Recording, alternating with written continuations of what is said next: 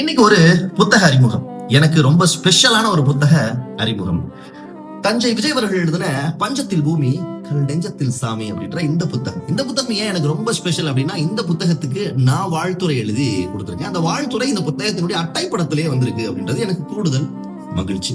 இந்த புத்தகம் அப்படி என்ன பேசுது அப்படின்னு கேட்டீங்கன்னா, அரசியல் பேசும், அதிகார வர்க்கத்தை பேசும், சாதியை பத்தி பேசும், நம்மளை கேள்வி கேட்கும் விதமா இருக்கும். சில இடங்கள்ல நம்மள சம்பட்டியால் அடிச்ச மாதிரி இருக்கும். அப்படிப்பட்ட ஒரு தாக்கத்தை ஏற்படுத்தக்கூடிய ஒரு கவிதைகளை உள்ளடக்கிய ஒரு புத்தகம் தான் இந்த புத்தகம். படைப்பு பதிப்பகம் மூலம் வெளியாக இருக்கக்கூடிய இந்த புத்தகம் 127 பக்கங்கள் கொண்ட முழுக்க கவிதை தொகுப்பு தான். இந்த புத்தகத்தை பத்தி பேச சொன்னா நான் நிறைய பேசுவேன். எனக்கு பிடித்தமான ஒரு கவிதைக்கு உங்ககிட்ட சொல்லி இந்த புத்தகத்தை அறிமுகம் பண்ணணும் அப்படின்னு நினைக்கிறேன்.